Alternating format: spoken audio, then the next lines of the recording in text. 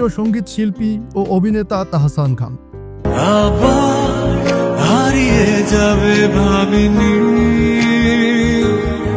উপস্থাপনা নিয়েও থাকেন নানান ব্যস্ততায়।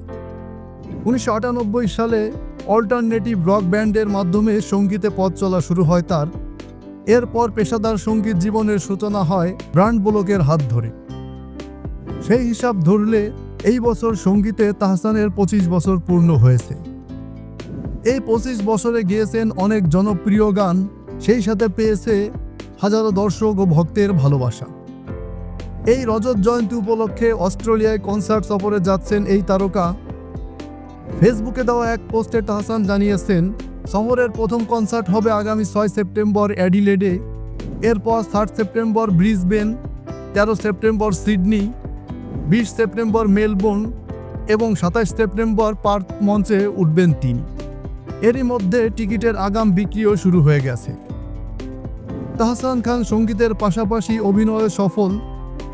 তাহসানের ক্যারিয়ারে রয়েছে অনেক জনপ্রিয় নাটক, যেগুলো তার ভক্তরা অনেক পছন্দ করেছে এবং দিয়েছে অনেক ভালোবাসা। নাটক থেকে শুরু করে ওয়েব কন্টেন্টেও নিয়মিত অভিনয় করেছেন তিনি, যদিও সাম্প্রতিক বছরগুলোতে অভিনয় অনেকটা কমিয়ে দিয়েছেন তাহসান খান। প্রায় 2 বছরের বিরতির পর তিনি গত বছর ওয়েব সিরিজ বাজিতে অভিনয়ের মাধ্যমে ফিরেছেন।